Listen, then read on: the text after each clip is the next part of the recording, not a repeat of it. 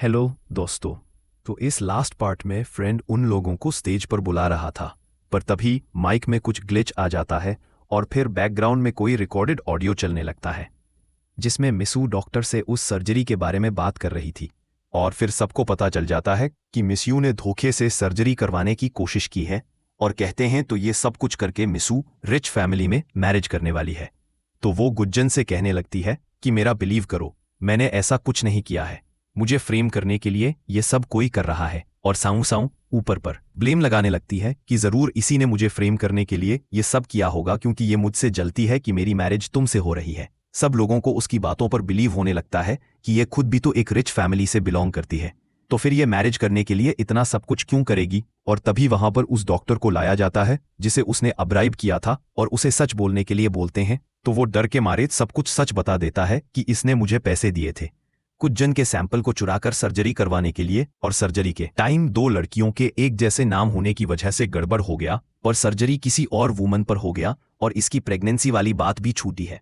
उसने fake report बनाया था ताकि वो गुज्जन को रिस्पॉन्सिबिलिटी के नाम पर उसे मैरिज कर पाए। फिर भी मिसू नहीं मार रही थी और उसे धमकाने लगती है कि तुम ये क्या बकवास कर रहे हो, मैं तुम्हें मेडिकल इंडस्ट्री से बैन करवा दूंगी, बिना प्रूफ के तुम ये सब कुछ कैसे बोल सकते हो। पर तभी स्क्रीन पर उसके कॉल हिस्ट्री, मनी ट्रांजैक्शन सब कुछ आने लगता है, जिससे यह क्लियर हो जाता है कि डॉक्टर जो भी बोल रहा है सच बोल रहा है। इतना सब कुछ होने के बाद मिस यू समझ जाती है कि गुजन ने यह एंगेजमेंट पार्टी उसे एक्सपोज करने के लिए रखा था और कहती है तो क्या हो गया, मैं तुम्हारी डेस्टिनी हूं, सिर्फ मैं ही तुम्हें क्योर कर सकती हूं।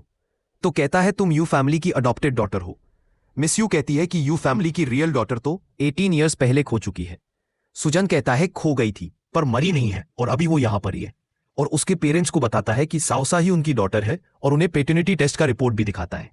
मिस यू को तो यह सब कुछ बिलीव ही नहीं हो रहा था और कहती है कि ये लोग झूठ बोल रहे हैं, यह फेक रिपोर्ट है। पर वो उसे थप्पड़ मार देती है और कहती है 18 ईयर्स से हमने तुम्हें राइज किया है, हमें पता नहीं था कि तुम इतनी घटिया इंसान हो। वो कहती है मैं आपकी डॉटर हूं, आप मुझे छोड़कर इस पर बिलीव कर रही हैं। गुजन कहता है आपने कहा था ना कि आपके बायोलॉजिकल डॉटर के कलर 1 के नीचे एक स्पेशल बर्थ मार्क है। वो चेक करती है तो सच में होता है। यह जानकर तो वो बहुत ही खुश हो जाती है कि तुम मेरी बायोलॉजिकल डॉटर हो, 18 ईयर से हम तुम्हें ढूंढ रहे थे, फाइनली तुम हमें मिल गई। मिस यू गुस्सा करने लगती है कि तुम्हारी हिम्मत कैसे हुई मुझसे सब कुछ छीनने की, और वो उस पर अटैक कर देती है। तो उसके पेरेंट्स उस पर चिल्लाने लगते हैं कि पागल हो गई हो क्या। मिस यू कहती है मैं भी तो आपकी डॉटर हूं, 18 ईयर से मैं आपके साथ थी, इसके आते ही सब कुछ आपने इसे क्यों दे दिया। पर डैड कहते हैं कि तुम जैसी इविल इंटेंशन वाली पर्सन हमारी डॉटर कभी नहीं हो सकती। गुजन भी कहता है कि तुम अपनी बैड इंटेंशन ... की वजह से कितनी बार साउस को फ्रेम करने की कोशिश की है और उसे पार्टी से बाहर निकलवा देता है। देन सासू से पूछती है तो मैं तुम्हारी डेस्टिनी हूं।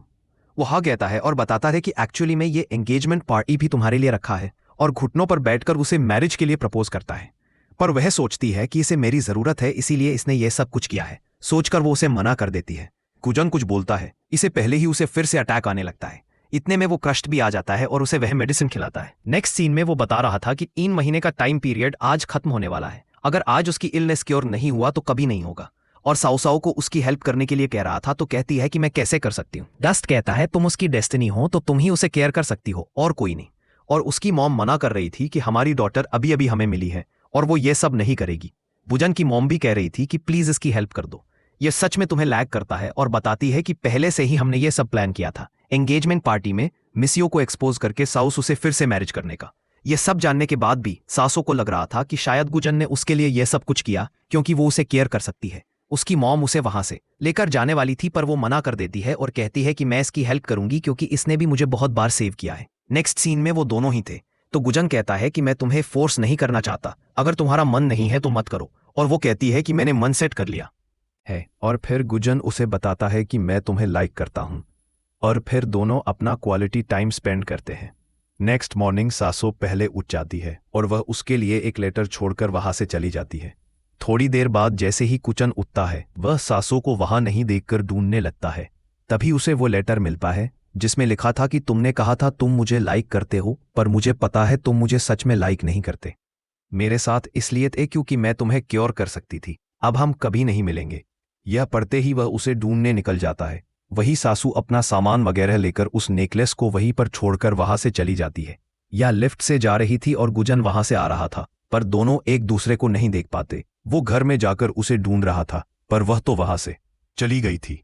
तभी उसे वो नेकलेस भी मिलता है और फिर वो फोन करके सासो को ढूंढने के लिए कहता है। सासो अपने मॉम के साथ ही फैमिली में जा रही थी। उसकी मॉम तो बहुत ही खुश हो रही थी कि इतने सालों के बाद हमारी डॉटर मिली है और अब फाइनली अपनी फैमिली के साथ रहने के लिए आ रही है, कहकर वो उसे वहां से लेकर जाती है।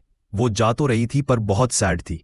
गुजन उसे ढूंढते हुए यू फैमिली में जाता है, पर गार्ड उसे मना कर रहा था। मिसेस यू ने स्ट्रिक्टली इंस्ट्रक्शन दी है कि गू फैमिली और डॉग अलाउ नहीं है, पर वह फिर भी अंदर घुसने की कोशिश कर रहा था कि वह मेरा फोन का आंसर नहीं दे रही है, मुझे उससे बात करना है। तभी यहां पर मिस यू आ जाती है और कहती है कि वो तुमसे नहीं मिलना चाहती, चले जाओ यहां से। गुजन कहता है मैं हार नहीं मानूंगा, उससे मिलने वापस जरूर आऊंगा, कहकर वहां से चला जाता है। थोड़ी देर बाद साउस घर में रहकर बोर हो रही थी, इसलिए वह थोड़ी देर ड्रेस यार लेने के लिए बाहर जा रही थी। उसके और बेबी के लिए अच्छा होगा। मॉम ने उसके लिए गाड़ी वगैरह अरेंज करवा दिया था और उसे वहां से भेज देती है। मिस्यू ने इतना खुश देखकर सोच रही थी कि यह सब कुछ मेरा था, पर अब मैं अपने घर भी वापस नहीं जा सकती।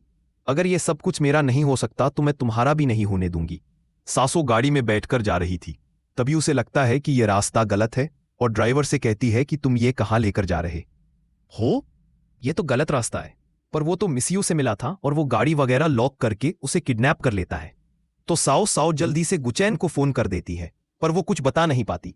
गुचैन समझ जाता है कि वह कोई मुसीबत में है और उसे बुझाने के लिए चला जाता है और अपने फ्रेंड से कहता है कि पुलिस को इन्फॉर्म कर दो। थोड़ी देर बाद फ्रेंड साउस के लोकेशन वगैरह ट्रैक करके गुचन को बता देता है कि उसका लोकेशन इसी ओवेंडन हॉस्पिटल में दिखा रहा है। वहीं मिस्यू साउस को बांध कर रखा था और बता रही थी कि मैं तुम्हारी बेबी को टाइम से पहले ही निकलवा लूंगी। वो कहती है ये इल्लीगल है, तुम ऐसा नहीं कर सकती। पर मिस्यू कहती है इसीलिए तो मैं तुम्हें इस अबेंडन हॉस्पिटल में लेकर आई हूं। इस जगह के बारे में ज्यादा लोगों को पता नहीं है, तो कोई तुम्हें यहां बचाने नहीं आएगा, और उसे हर्ट करने वाले थे। पर तभी वहां पर गुचन आ जाता है और साओ को सेव कर लेता है। ये सब देखकर मिशू तो और गुस्सा हो जाती है और कहती है कि ये सब कुछ तुम्हारी वजह से हो रहा है, कहकर वो सासू पर अटैक कर देती है। पर तभी गुचन बचाने के लिए उसे बीच में आ जाता है और नाइफ उसे लग जाता है। इतने में वहां पर पुलिस वाले भी आ जाते हैं और मिस्यू को अरेस्ट करके वहां से लेकर जाते हैं। गुचन को नाइफ लगने की वजह से बहुत ब्लड लॉस हो गया था, जिस वजह से वह थोड़े दिन के लिए कोमा में चला जाता है और फिर एक दिन उसे होश आ जाता है। यह देखकर सासू बहुत ही खुश हो जाती है और डॉक्टर को बुलाती है चेक करने के लिए। डॉक्टर चेक करके बताता है कि अभी मिस्टर गुचैन की बॉडी बिल्कुल ठीक है, आप कभी भी डिस्चार्ज ले सकते हैं। सासा उससे माफी मांगती है कि मुझे माफ कर दो, ये सब मेरी वजह से हुआ है। अगर मैंने तुम्हारा फोन रिसीव कर लिया होता तो ये सब नहीं होता। देन गुचैन उससे पूछता है कि जब मैं कोमा में था तब तुम मेरे लिए रो रही थी ना, पर वह मना कर देती है कि कौन तुम्हारे लिए रो रहा था। तो कहता है ठीक है, अगर तुम नहीं बताओगी तो मैं अपने बेबी से पूछ लेता हूं, और उससे बातें करने लगता है क्या मॉम मेरे लिए रो रही थी। और उन दोनों को इतना खुश मिस्यू भी देख रही थी और उनके रिश्ते को अप्रूव कर देती है। देन कुछ महीनों के बाद का सीन दिखाया जाता है जहां बेबी बॉर्न हो गया था। सब लोग मिलकर बेबी के साथ खेल रहे थे। तभी वो चैन फिर से हार्ट में पेन होने की एक्टिंग करने लगता है, तो बहुत परेशान हो जाती है कि क्या तुम अभी तक पूरी तरह से ठीक नहीं हुए हो। और फिर उसे पता चल जाता है कि वह एक्टिंग कर रही है और वह गुस्से में वहां से जा रही थी, पर वो उसे कैरी करके लेकर जाता है। और इसी हैप्पी एंडिंग के साथ हमारा यह ड्रामा खत्म हो जाता है।